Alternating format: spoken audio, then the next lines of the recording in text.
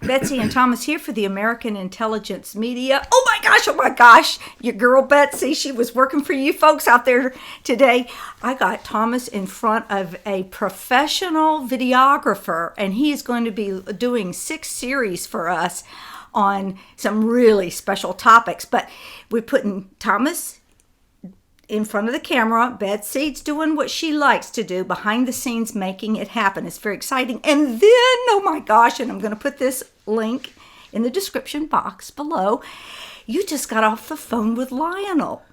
And you two just are rock stars. So I'm going to put that link down there. But now I'm here because you promised that when I got finished with all these days' activities, you would tell us about the memo. Betsy, it's a great day in the Republic. This is one of the great victories for Trump without firing a shot. This is Washington crossing the Delaware. In fact, put a pause on that and stand up and salute. That's right. We should clap. Mm-hmm. And we should clap for Devin Nunes, really the hero of this. Because from the beginning, even after the attacks on him, he never gave up. And he hasn't given up. He wrote a brilliant, brilliant memo. What this memo does is it indicts all the people who are in it. So let's see, who do we list? And then I had to talk with a bunch of conclave members to make sure that I wasn't missing it. The big message here is what's not said. But what is said is there's a conspiracy. There's a conspiracy of these people, and they're all indictable, the ones who signed the warrant requests with fake evidence that they actually paid for and helped produce, which we've been saying for a long time. So we feel very exonerated. We're patting ourselves on the back and saying, good work. We understood what was in the memo, but we also know what wasn't in the memo, but what was insinuated. We're going to get to that in a minute. What really happened there was a tremendous victory of the Republicans over the Democrats, because if you want to call it deep state, call it, the Mueller and his buddy, Comey, and his buddy, Rosenstein, those three, and his new wolf in the pack was McCabe. They're all now, well, 3 of them, except for Mueller, are just clearly stated with the exact dates that they committed crimes and how they committed the crimes and so on and so forth. They'll have trouble getting out of this. Some heads will roll, exactly as people said. So the people who understood it when they read it on Capitol Hill really did get it, because what did they say? They said heads will roll, top heads at the DOJ and at the FBI, and those people are mentioned, some of them. And then it was said that the Mueller investigation would have to stop because it's fruit of the poison tree. So here's Mueller. His boss is Rosenstein, but Rosenstein was part of the conspiracy to work against the president, not only during the election, but because of the dates that Nunes so clearly and cleverly presented, and then presented us some amazing conundrums to try to figure out. Slow down just a little bit and pronounce the words. Conundrums. Okay. That's just slow down a little bit, because we want to hear what you have to say.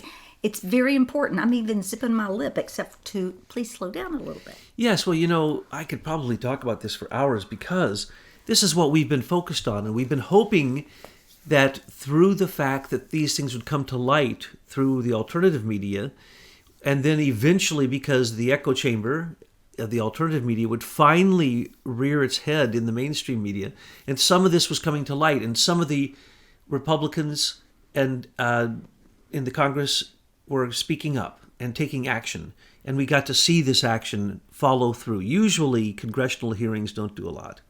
But anyway, what we got to see is some of the criminals were named, and it was obvious this is a conspiracy. But it wasn't just a conspiracy against the election. So there wasn't Russian interference in the election. There was this conspiracy called the Trump operation, which we pointed out again and again had to do with William Precept's part of the FBI, which is called counterintelligence. So William is finally named, Bill Precept is finally named, and his underling, Peter Strzok, we get to hear more about him, and that Comey signed 3 extensions of the FISA warrant. Now, that's where we're going to have to get very technical with you, and I may lose some of you, so let me stay general for a minute. What we see here is Loretta Lynch, exactly as we said, she ran away. Now, notice there's no reference in Nunes' memo about the tarmac meeting, is there? There's no absolutely conclusive proof except through insinuation that Hillary Clinton will also be indicted because of this. because they don't take some of the elements that they state there, which if you don't know the law, you wouldn't know why it wasn't stated, because they don't want to taint the case. So they couldn't say a single wrong legal word, and the memo was perfect in that respect, in that regard. It was also perfect in that it could have, out of the thousands of pages, chosen many other dirty, nasty elements that are in those documents, but what they chose was they went after the top leadership, and they got the exact dates, and they got them lying before Congress, lying before the president. So these, Comey, McCabe, Rod Rosenstein, Sally Yates, they all lied publicly before Congress, before the president, in every way, because they had a conspiracy going to not only stop him from being elected. That was Comey's job from the beginning. And one of the dates mentioned in there, you might not understand. Why do they keep referencing the fact that the counterintelligence investigation against Russian collusion with the Trump team started in July of 2016, when the FISA warrants, which, by the way, they make very, very clear, those were not international FISA 702 requests, but they don't tell you what they were. I'll tell you what they were. We told you from the beginning what they were. They were domestic requests, if they were requests at all. And we also said that if they were turned down from the FISA court, which rules international and domestic, especially because Carter Page was an oil man and he lived in Russia for a while. So they needed to get him going to Russia while he was in the Trump team. And so they actually made up a trip to Russia that he took to Moscow, and they leaked it to Yahoo News. But he goes there all the time. That's the reason he was on the Trump team. He was an advisor about Russian oil. That was his business. But he barely knew Trump. Trump says he never even remember speaking to him, or George Papadopoulos. He didn't even know he existed. And so what do we have here? We have the bottom line is a conspiracy between the DOJ, the FBI, under the guise of national security. We said this from the beginning, from the FBI Counterintelligence Department, from the Department of Justice National Security Division. We told you that John Carlin jumped out of that job because he was guilty. We told you that Loretta Lynch jumped out of her job and gave it over to Sally Yates because she was guilty. And we told you why they were guilty and what they did. Now, Sally Yates came out and she wouldn't let Michael Horowitz investigate the Mueller investigation because he would have come up with all of this. And by the way, the reason they say the Mueller investigation is over once you read the memo is if he continues another day acting like, for instance, if he read this today, he should quit tomorrow. If he doesn't quit tomorrow, then he already knew it, so his investigation should have been investigating the people in this memo, but they weren't. Those were the witnesses against Trump.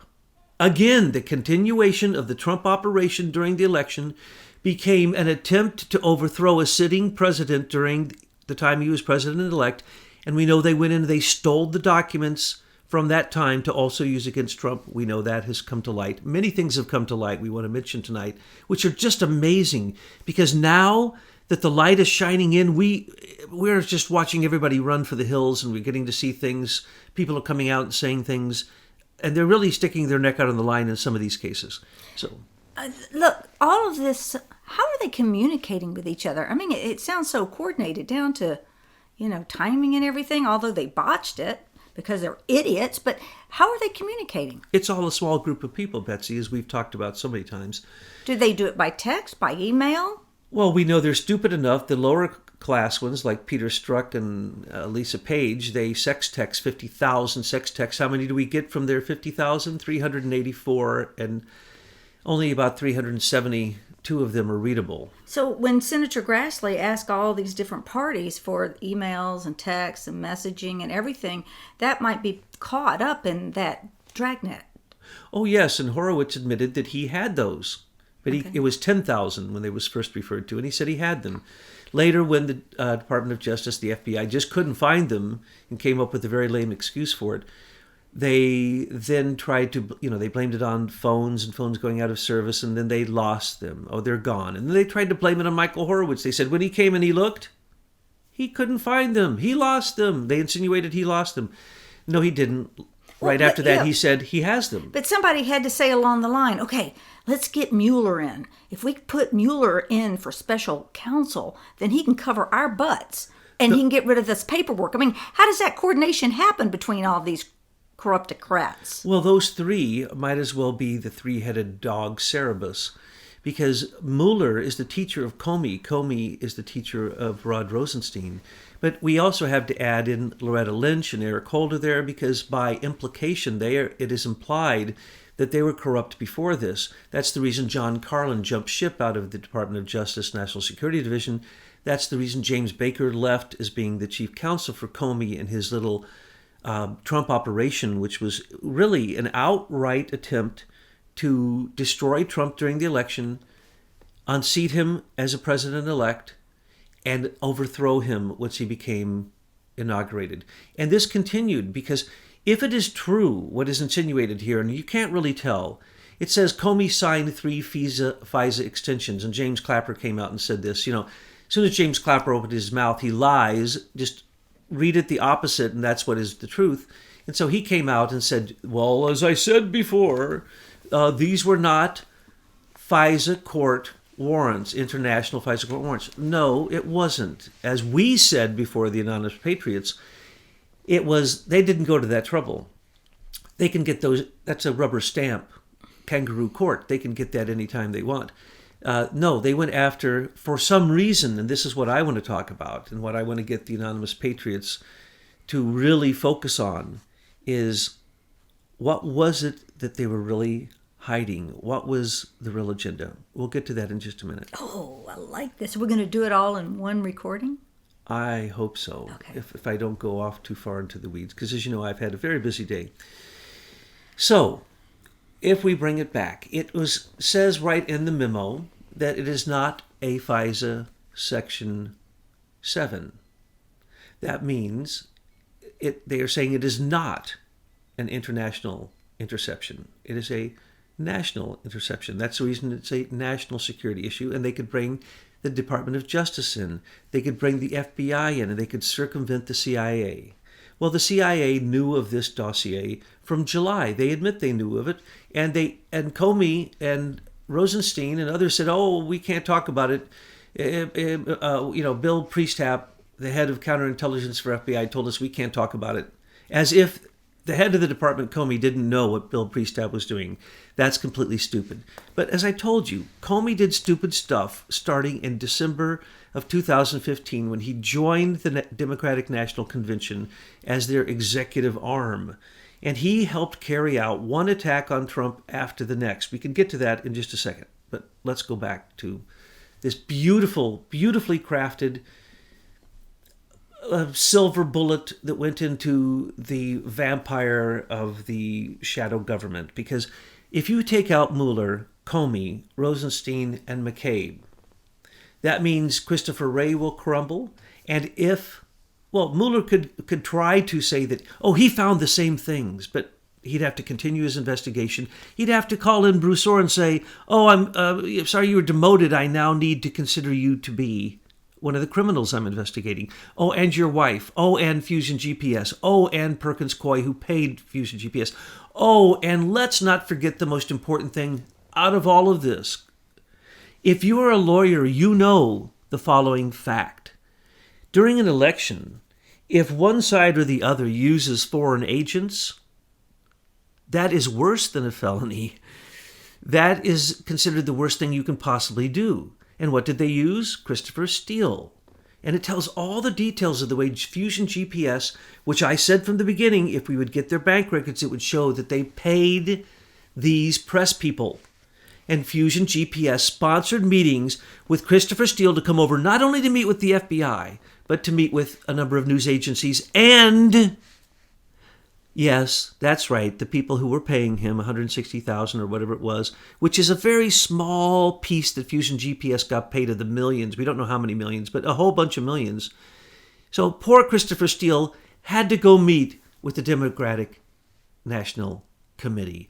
Now, do you suspect that John Podesta was not in that meeting, or that Hillary Clinton knew nothing about it? Oh my God, are you kidding? They're the money bags. We know from Hillary's from July until November, she tried to spring the Russian connection, because she knew of the dossier, she paid for it, through her tweets. Yeah. Okay? She sent out messages accusing Trump of being connected to the Russians, because as I have always said, and we know by looking at the WikiLeaks, again and again, Podesta said the weakest part of Hillary was her connection to Uranium One and her connections to Putin and the Russians. Correct. So they had to spin the table, and they had, after they found out there were two breaches, not only get the breacher, Seth Rich, but also they had to hide what was in those servers because they didn't know how far the breach had gone. But where does Dmitry Alperovich come in that point? He is on the Atlantic Council as their head of their technical engineering section, and he is friends with Alexandra Chalupa. They both sit. Alexandra Chalupa sits on the Democratic National Convention.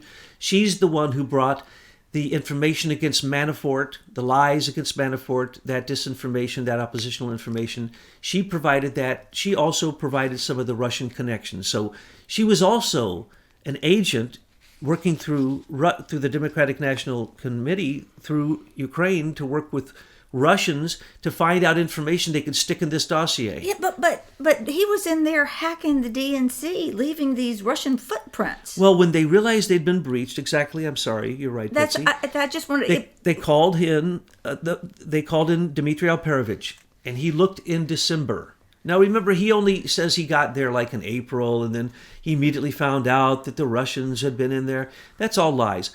He left those footprints himself.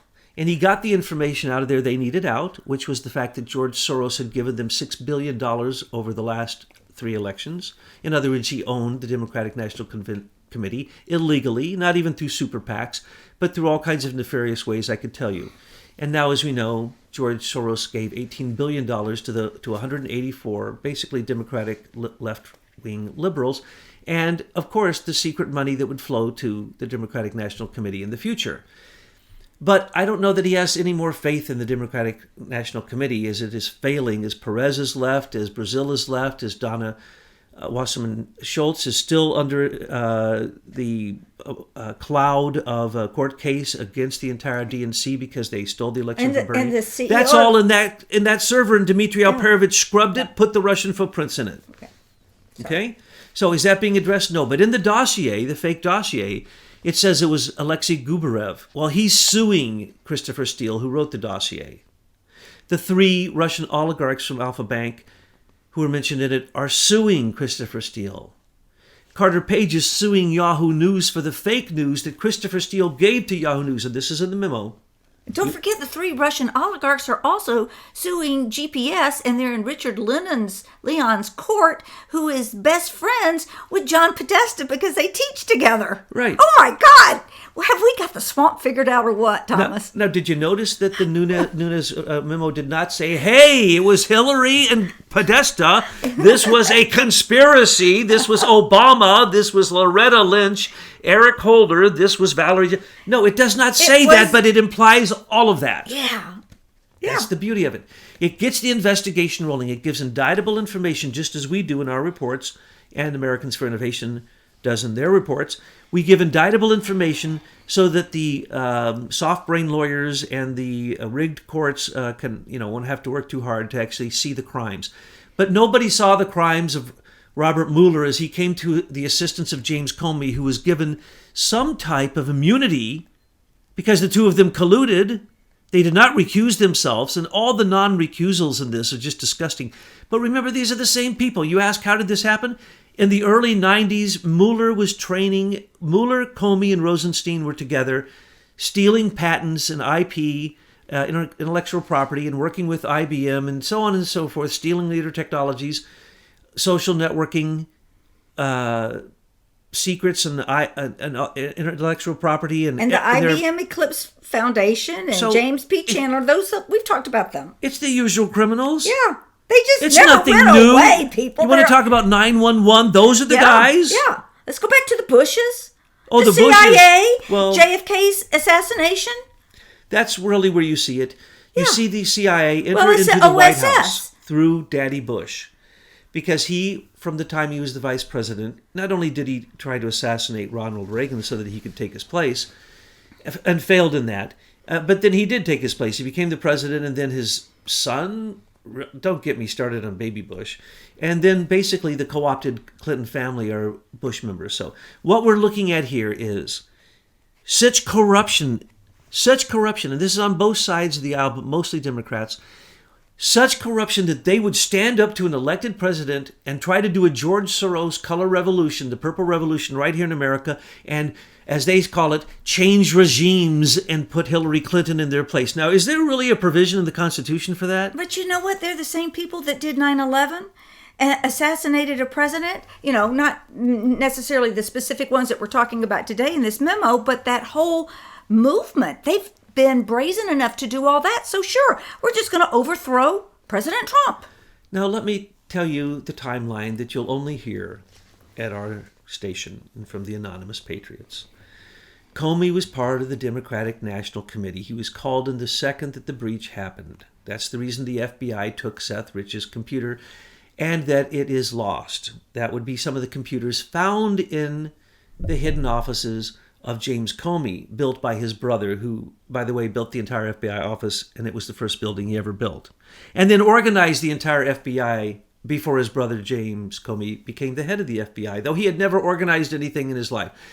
So I keep making a joke. There's a hidden room that Trump got to when James Comey was off giving an illustrious speech in California, and in there is Seth Rich's computer, Debbie Wasserman's computer, Imran Awan's computer, Hillary Clinton's computer, Huma's computer, all the, I always call them blueberries, the blackberries, the ones that were supposed to be crushed. We now know they didn't get crushed. Well, guess how much evidence they really should have presented to these congressional committees. They got a few thousand pages, and this memo was written, which basically shows that this is an attack against the U.S. government from the highest levels. And the conspiracy is so deep and so broad that it is almost unimaginable. That is the reason that congressional people and senators are leaving. They knew this was going on. They knew it was coming to light, just like we knew it was coming to light. Whatever part they've studied, they should have known. It was very clear and evident. We predicted most of this. We predicted Mueller being appointed to special counsel. We predicted that Comey would attempt to try to unseat a president. So, in December 2015, Comey joined the Obama's and Hillary's united effort through the Democratic National Committee. You cannot separate Obama from this. Remember, he had an illegal account to Hillary's emails. And I said from the beginning, if Hillary goes down for her email espionage, so does everyone who ever communicated to her, because anyone with a security clearance knows you cannot speak on an open line to the Secretary of State. Is that how they're communicating with each other, through these backdoor emails? That's what they were. He even Comey and Loretta Lynch had fake names they used. Oh, that's and right, connected to her on open lines. Well, that means they're still doing it. If that was their practice then, they're still doing it They now. knew it from the beginning, but Hillary cannot say she didn't have intent, because previous staff of her have gone to jail for the same exact security violations, having a server in their home. So she knew this from the beginning. She could not have her server subject to FOIA requests when she's doing pay for play. Do you think Huma could have got $145 million for helping coordinate the Uranium One deal?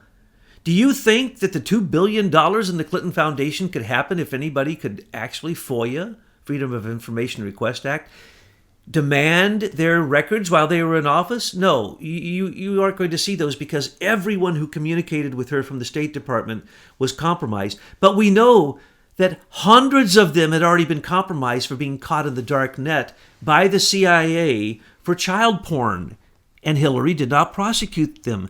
All these things have come to light, but the public ignores them. So the stuff that is in that memo, except for the very specific dates of, now I'm going to describe some details that you might not be able to figure out. This is better than QAnon. This is so great. Why is it a date of October 20th, 2016 that the dossier gets a FISA in domestic approval? And then supposedly it states that McCabe And Sally Yates, who only took over for Loretta Lynch after she left, as well, you can also find that others, Dana Boente, who is filling in for John Carlin because he was hightailing it out of there, you're going to find that all of those people, why would they ask to use the Russian stupid garbage dossier against a president on the almost the last day of October, when in a few days we're going to know if he's president or not? What good could they do with that? Well, was it an October surprise? Well, then it was a very badly timed October surprise. We know of the Russian dossier leaks to the press months before November, but what it did do is it covered their rear going forward. What I'm telling you, and have told you from the beginning, they didn't need a FISA warrant to use the dossier, as we now know is a fact, from July of 2016 against Trump, and releasing it through leaks, not only from the government, but through all new kinds of news agencies and top officials leaking to those news agencies. So we know that dossier, now it was being paid for at least by April by Hillary Clinton and John Podesta. And don't forget, it's the Hillary Clinton campaign. She can't get out of this.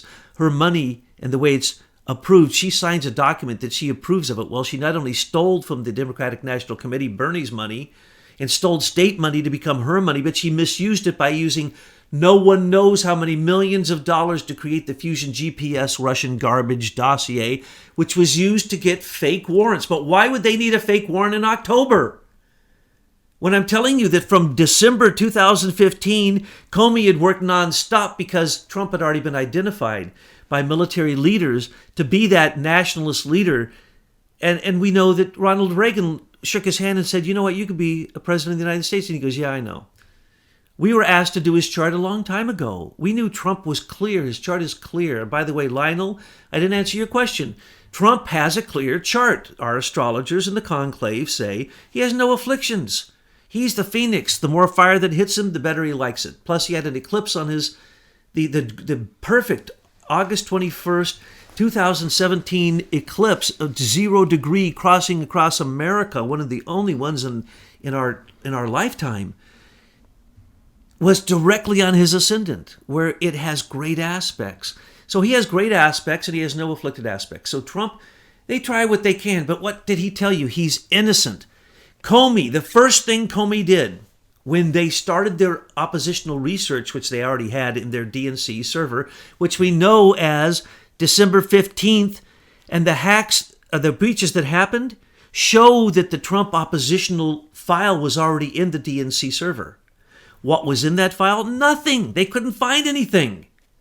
So now here I'm going to put a piece to the puzzle that nobody else is going to tell you. Then Podesta and Hillary used this mudslinger, whose name is Cody Shearer, Shearer, who had written oppositional research for other elections, and he's a complete idiot. He or she, I really don't know, Cody. But we know the works that Mr. or Mrs. Shearer or Cody Shearer did. And what are they? They are the salacious parts that Comey himself said in the Russian dossier. There's salacious material and unverified. That is the stuff written by another dossier, which has just come into the news in the past few days. And they're trying to distract from the Russian dossier by showing that, oh no, we had another dossier and we ignored it too. And it was connected directly to Hillary Clinton. It's a person she's used before. And this person's admitting it. And you're going, well, why would they admit it? That was put into the Russian dossier. What you need to understand is the following. Comey started the Russian cover story in December. But he first came out and said that he was going to do a New York editorial piece. And they said, no. This meeting was recorded and was reported in the news. That they had to tell Comey, back off. What are you doing? You don't, as the head of the FBI, you don't get to write a piece against Trump. I know. I was like, you gotta be real. Who are these people? Do you think they're not going to know you're on Hillary's side? What are you doing? So what did he do? He used all the force of the FBI to investigate Trump for any Russian connections because they knew they had to have a Russian cover story. Nothing was found. And so they investigated his father. Nothing was found. And then some white hats at the FBI on the FBI's internet site where they release documents from time to time. Some white hats released these two reports. They were up there only for a short time, and it says completely exonerated, no Russian connections whatsoever. Now, I want to tell you that's a bad report because then they didn't mention Felix Sater, which we've mentioned before again and again. They couldn't mention Felix Sater because Felix Sater was Comey's agent. He'd committed a crime before. Comey let him off. And what happened? He was his asset from then on. He worked with Trump years before. They knew Trump was going to be running for the president years before. They had him surveilled every which way. So, what does Comey do next? He then gets what was supposedly Republican oppositional research from Fusion GPS that was paid for by rich Republicans, which found nothing. That's what the rich Republicans say. We're innocent, and they dropped the whole case against the Republicans because nothing, they didn't use any foreign agents like Christopher Steele. They didn't contact any Ukrainian agents, any Russian agents, no other agents. They just said, we can't find anything, sorry. So then what happens? The Democratic National Committee through Comey says, oh, you already have this going? I'll use this as a cover.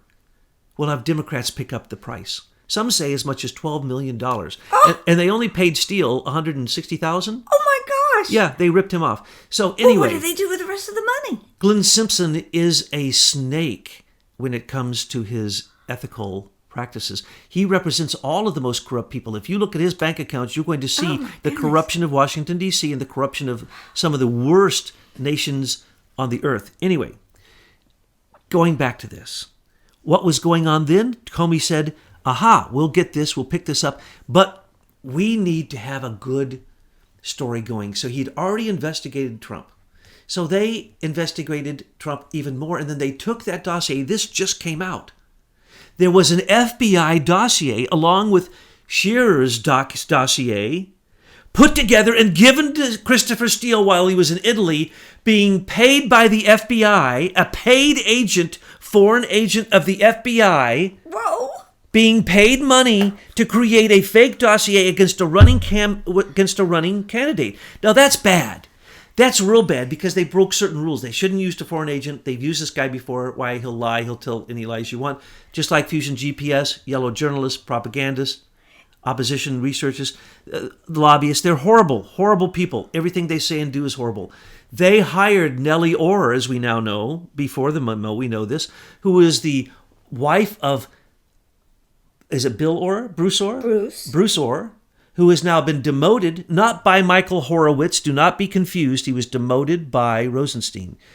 And we know that Peter Strzok was moved from the FBI counterintelligence department into, what was it? Human resources? Yeah. And that his girlfriend, Lisa Page. both who were married, and the fact that they had an affair and used government phones, 50,000 texts, that nobody noticed that, sex texting. How do we really know they had an affair? I haven't seen any texts that are sexual in nature. Well, that's because Stephen Boyd, speaking for Rod Rosenstein, recently wrote a letter back to the congressional committees that are investigating this and said, by the way, we're going to give you 384 text messages between these two, but we've had to redact a few of them. You won't be able to read them. Now, we know there's 10,000, but we can't find the ones you want. Oh, no, they said, we know there's 50,000. No. Americans have seen so much sex on TV, we could handle that vanilla Thank you very sex much. We would enjoy going that on. the really? best. Peter Strzok, I mean, really? I mean, can you imagine the sex text concerning Trump? We're probably going to see the exact wording I of wanna the see 'em all. salacious Trump We need to Russian see 'em dossier, which talked about prostitutes and all kinds of horrible Look, things. It's their wicked Hollywood that, made all these images available to us. So a few texts from a couple of vanilla lovers isn't going to hurt us. Michael Horowitz did not move those people, did not move Lisa Page to the SEC. Okay? He can only recommend things to the department that he works for, the Department of Justice. They can ignore his Inspector General report. But because of new laws started also in December of 2016, it says that the the Office of Inspector General can release their investigation material in ways that they want to the public if they deem that that's necessary. So go to his site, go to Michael Horowitz's site. If you don't believe what I'm telling you about him and read his letters. He's in a fight with the DOJ. At first it was Rod Rosenstein, then he backed off, then it was Stephen Boyd. But Stephen Boyd says that of the 50,000 text messages, some of which he couldn't find for a while, but then Michael Horowitz found them because Michael Horowitz already wrote a letter saying he had them.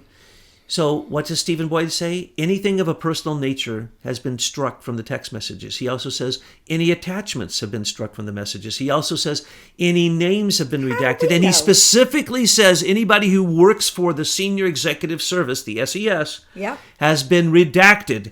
That's the secret shadow government. That is the deep state. That is Obama's army. We've written a lot about that group. That they're, 8,000 plus, 75 different agencies? So 50,000 messages from people working in the Trump operation during the election to stop him from winning, and using many tools that we've talked about, the U.S. Digital Service and Eric Schmidt and all of his people in the White House with Obama. This goes to the top. This is no exaggeration. This is no conspiracy theory. It is implying this in this memo. All of these things are implied. Why wouldn't you all you have to do is read this and you start asking a whole lot of questions, and it's like one of those jokes where you ask a question and then it fills in the answer in your head with words. That's what this memo is doing. It's making you say, oh, well, then Mueller is fruit of the poison tree. He needs to quit tomorrow. Yes, if he doesn't, he has to cover his bases and say he found this same evidence and more. If Horowitz's Inspector General investigation of the partisan, and that's exactly what this is, more or less a partisan conspiracy against Trump, using Russian meddling as the tool, which we now can see in Nunes' memo, is the FISA court FBI warrant. But now let's just get perfectly clear with this. If Mueller doesn't stop tomorrow, he's totally corrupt. If Horowitz doesn't find all of this in his Inspector General report, he's corrupt. And when Mueller quits, if the head, if Rod Rosenstein, who's already tainted because he's mentioned in all of these crimes, he committed crimes. These are crimes. I want to make certain that you understand there's at least 6 people mentioned in here who committed crimes. This is a crime scene. Yes. That's the reason they didn't want to let this memo out. But it implies much, much bigger crimes. The Trump operation then became what? It became the extension, supposedly, or it says clearly, it says twice, the initial FISA court warrant, a domestic warrant, not an international, on Carter Page, is, in fact, much more than it appears. It is a covering their bases. And I'll tell you why in a second. But before that, we already know that Manafort was already being surveilled by 5 agencies, and he worked with Trump. We know that Flynn was being surveilled. We know that the Russian lawyer was being surveilled. We know all kinds of people in their environment. We know that Admiral Rogers went to Trump, and 2 days later, he moved out of Trump Tower. Why is that? Because Comey's next plan was, we're going to take this money, and I'm telling you now, I've told you before, there was a lot of dirty money involved in this. So when they say as much as $11-12 million was paid to Perkins Coie through Mark Elias, by John Podesta for the DNC, and by Hillary for her own personal campaign, and yet that's not even being mentioned in this memo in exact point. What is really going on here? Where did that money go? Well, Christopher Steele was paid by the FBI. And when his, I think it's 11 or 13 installments ended in December, Comey stepped forward and said, we'll pay you $50,000 for each new installment from December on. We also know that FISA court permission was October 20th, 2016. On October 30th, Franklin Foer released his reports that were amazing tech reports proving that in the Trump Tower, where Trump had his campaign headquarters, in that Trump Tower, there was a server that was in contact with Alpha Bank and these 3 Russian oligarchs, and that they were being paid Trump was being paid by them, and therefore he was in their pocket. Complete nonsense. But this is different. 3 oligarchs than what we talked about earlier. No, same ones. Same ones? Oh my gosh. Well, and their buddies, their counterparts in Ukraine are the ones who paid Manafort. I don't even want to ask you. These people are all connected. Listen, I'm not going to even ask you in this one about Imran Awan and that connection, how it all fits in. But people know that we could make this story as big as you want. All right, but let's go back. That's another thing not being mentioned, you see. I know. There's many things not being mentioned, and that speaks to us as loud as what's being mentioned. Well, that was just Pandora's box, a little peek, and now, poof, all the demons are going to come out. But remember, people, when all the demons come out, what's left in Pandora's box? Hope. Thank you. And that's what we have. We'll always have hope, and we have Trump right now, and Trump trumps, and that's what it is, and he's got the Trump effect.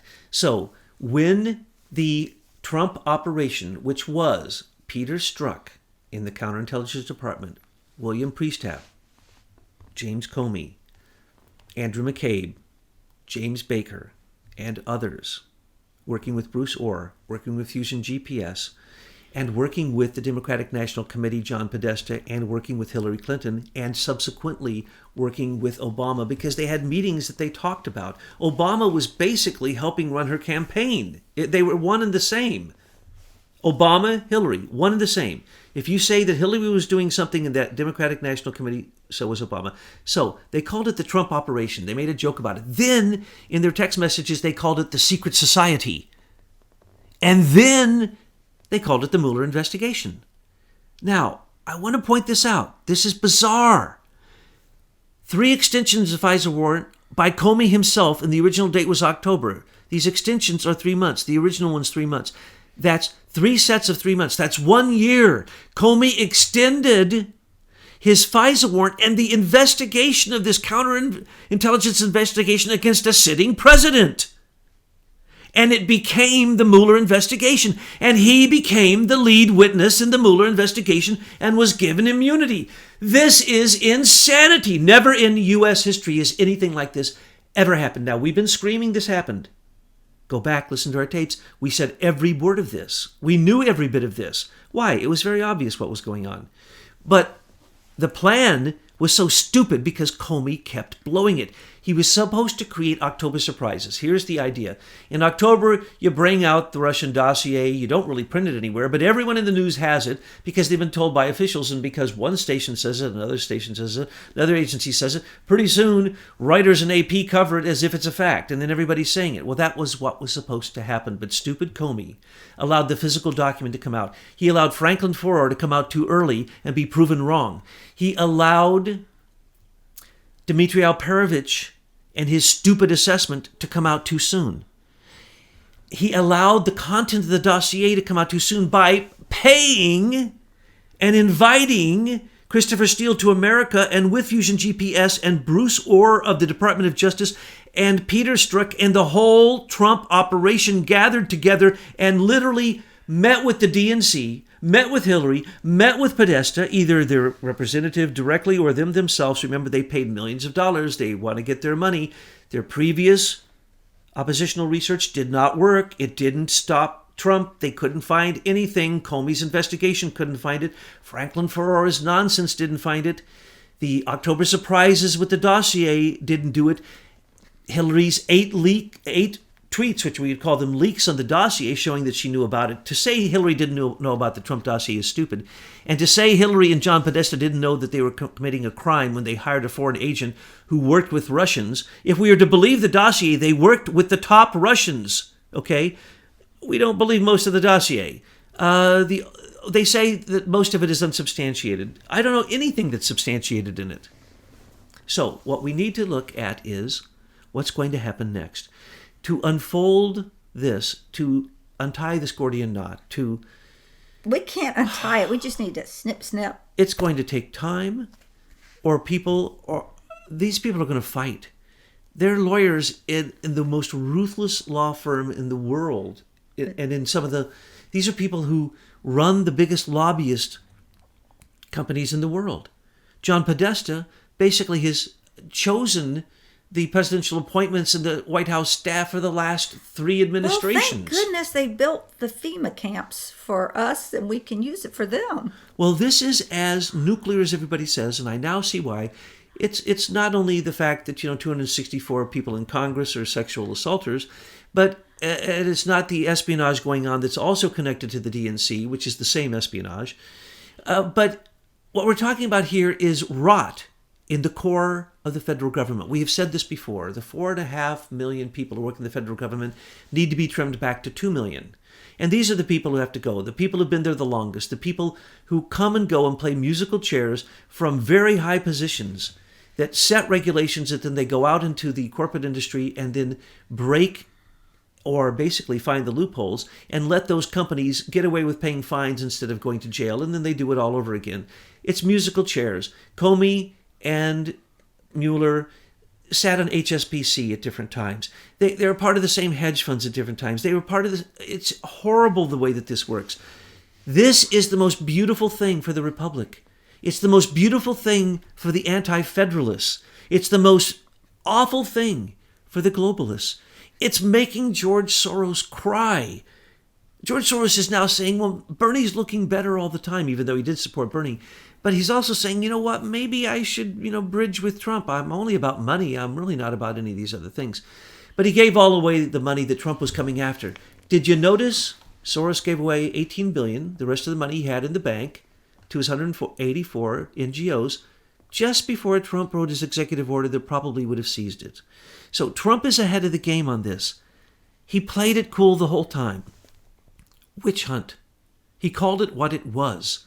It was the Trump operation turned into unseating the president-elect, turned into a treasonous sedition act at the top of our law enforcement agencies. And this also included the CIA, and it also included the NSA, and it also included James Clapper and the Office of National Intelligence. It also included the National Counterterrorism Center and others.